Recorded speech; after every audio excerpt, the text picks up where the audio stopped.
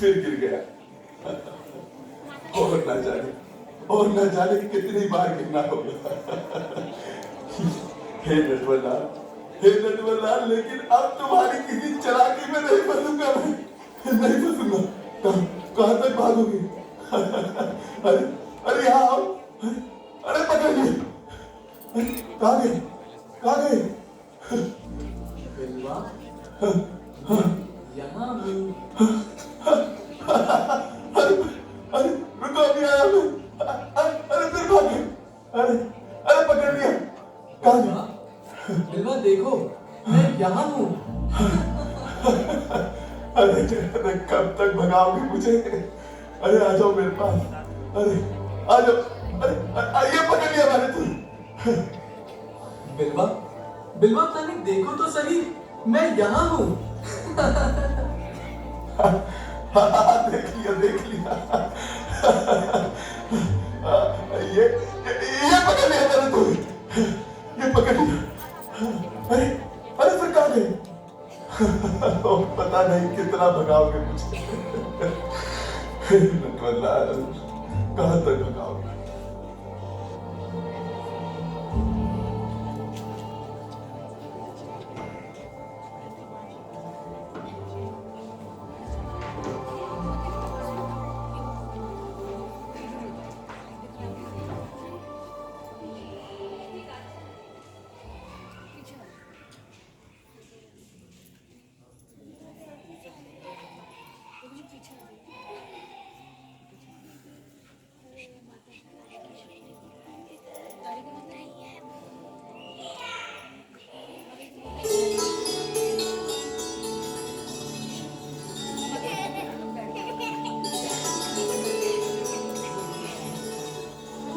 अरे पुरोहित जी आते ही होंगे। बिलवा की माँ।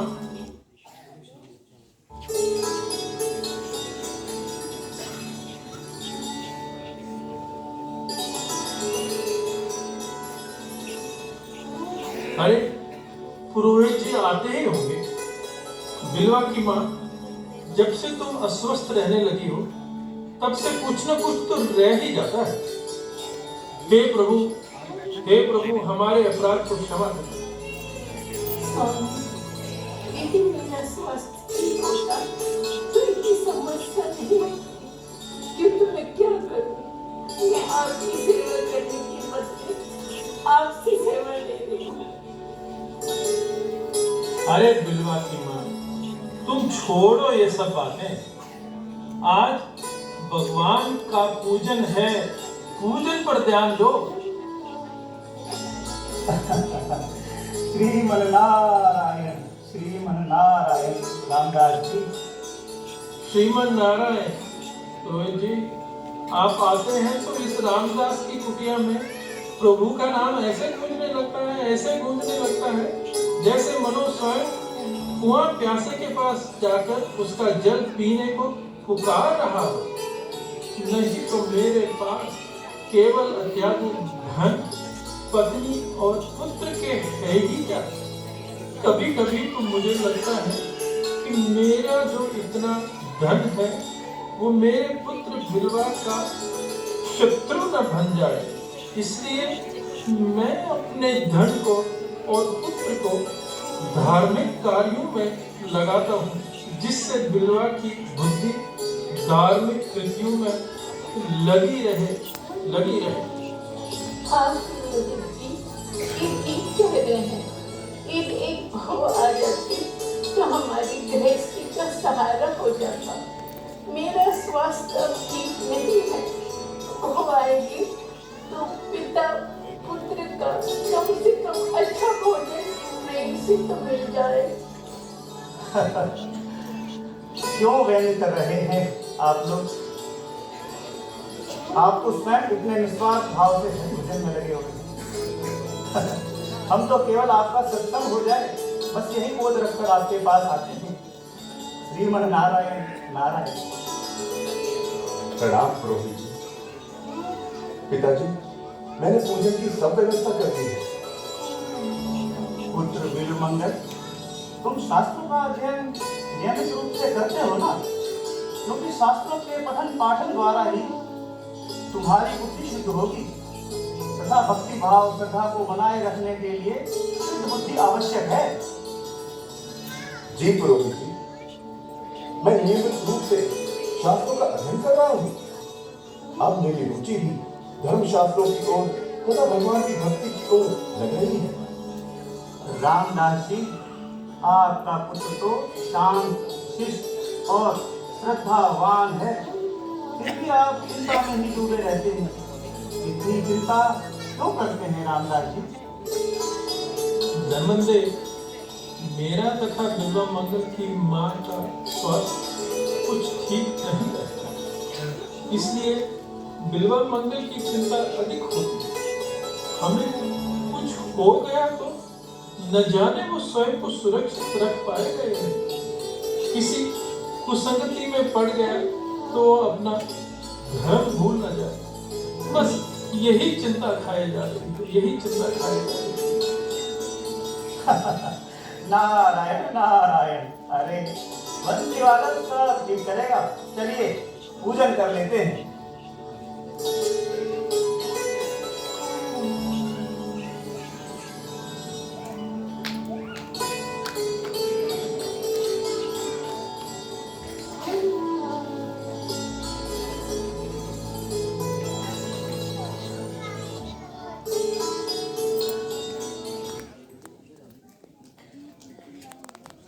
भगवान भक्त को जब कुछ देते हैं तो बड़ी सोच समझ कर देते हैं, जिससे कि जीव उनकी ओर अग्रसर हो और उनकी भक्ति में लगे।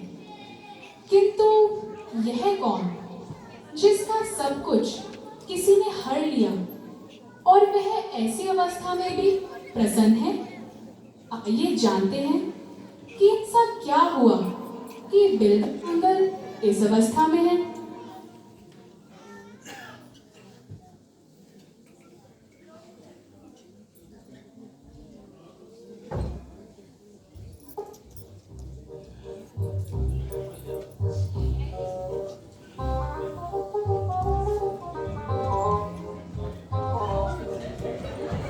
मधुबन में बालिका नाचे, मधुबन में बालिका नाचे, मधुबन में बालिका नाचे। अरे ये सामने से कोई हिरनी आ रही है या चिंतामणि आ रही है?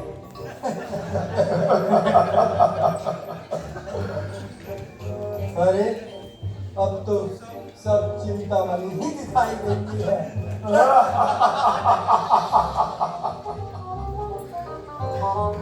मधुबन में बालिका नाचे रे, मधुबन में बालिका नाचे रे। अरे बालिका नहीं, राधिका होता है, राधिका। तुमको तो कुछ आता ही नहीं है। अरे मेरा हृदय तो मनोहरी ले गई, अब मैं क्या करूं भैरा? अरे ले गई तो बुद्धि तो तुम्हारे पास ही है। अरे हाँ, तुम ठीक कहते हो। किंतु यह क्या, यह बिल्वा पागल हो गया है क्या? इतने धनी पिता होने के पश्चात भी ये श्रमिकों की तरह पसीना क्यों बहा रहा है? देखा वो खबर देगा। तुम जब तक हमारे जैसे बुद्धिमान मित्रों से परामर्श नहीं लोगे ना, तब तक ऐसे पसीना बहाते रहोगे। तो चलो निभाते हैं हम अपना मित्र धर्म और ले आते हैं इसे भी सत्मार्ग पर, जहाँ केवल प्रेम ही प्रेम है, आनंद ही आनंद है।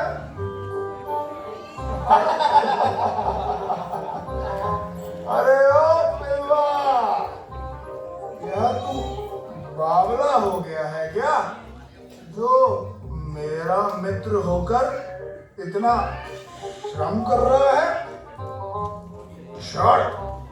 छोड़ ये सब और आज शाम को हमारे साथ चल।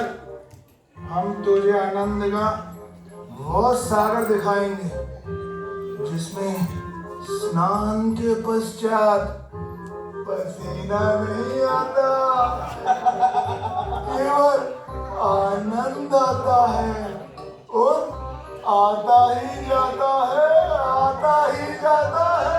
क्यों मित्रों? अरे अरे मनोहर, तुम जाओ यहाँ से, तुम सब लोग जाओ यहाँ से।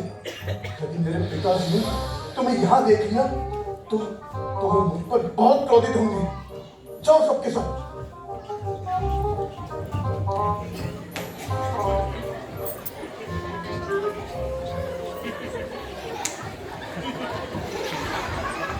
बिलवा, मैंने तुम्हें पहले भी कहा इस तरह के अधर्मी व्यभिचारी मित्र से दूर रहो। ये केवल नाम के मित्र हैं जो तुम्हें बलि का पशु बनाकर अपना स्वार्थ सिद्ध करेंगे। ऐसे दुराचारी का तो मुंह देखना भी अपनी आंखों में शूल डालने के समान है। पुत्र, ध्यान रखो, तुम्हारा किया हुआ सारा धर्म, सारा पुण्य केवल कुसंग के कारण क्षण भर में समाप्त हो सकता है।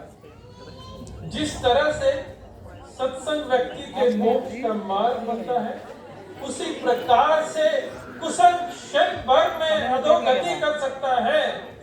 पुत्र, हम वृद्धों का तो तुम केवल एक ही सहारा हो, और यदि तुम भी कुसंग में पड़कर अधर्म में लगे तो मेरी और तुम्हारे पूर्वजों की अधोगति निश्चित है।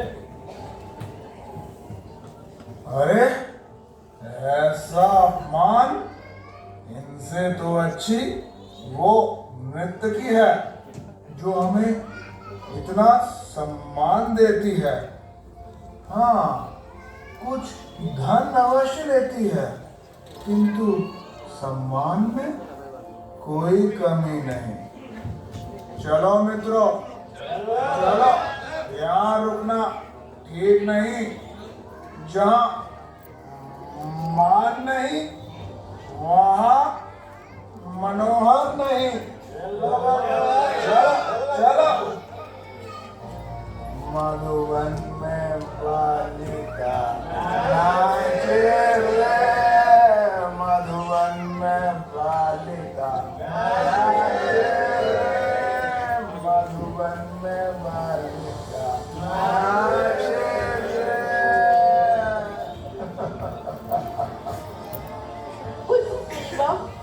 अपने माता पिता की ओर मैं जानती हूँ कि तुम हमसे बहुत प्यार करते हो, किंतु कुसंग पुत्र, कुसंग सब पाप का मूल है। हे प्रभु, हे श्रीमन नारायण, मेरे पुत्र बिलवा की रक्षा करना। प्रभु, न जाने मेरे बाप वो अकेला कैसे मेरी सारी संपत्ति और धन को संभालेगा। पुत्र, जो भी हो, तुम सत्संग मत छोड़ना। केवल सत्संग ही मनुष्य को अधर्म करने से बचा सकता है। बिलवा, अधर्म करने से बचा सकता है। नहीं पुत्र, मैं जानती हूँ तू ऐसा नहीं है, किंतु मैं तेरी माँ हूँ ना, इसलिए चिंतित रहती हूँ कि मेरा पुत्र इनकी तरह न बन जाए। बस पुत्र, तू भगवान के भजन में ही लगी रहे। पिताश्री, माताश्री, हाँ, आप बिल्कुल चिंता न करें। मैं पूरा प्रयास करूंगा कि मेरी बुद्धि सदैव धार्मिक कृत्यों में ही लगे।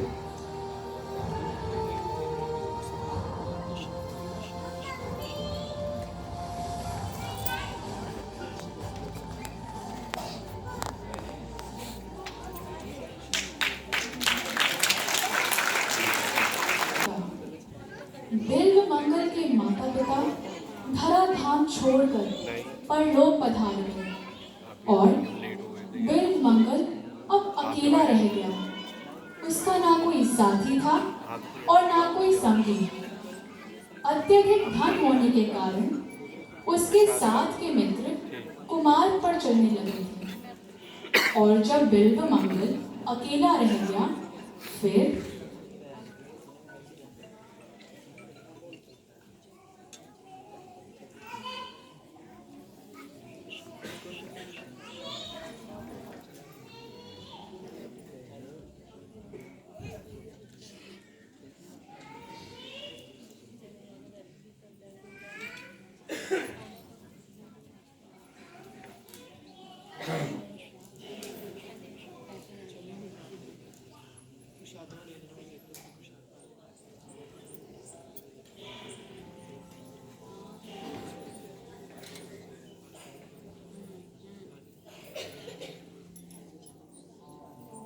मधुवन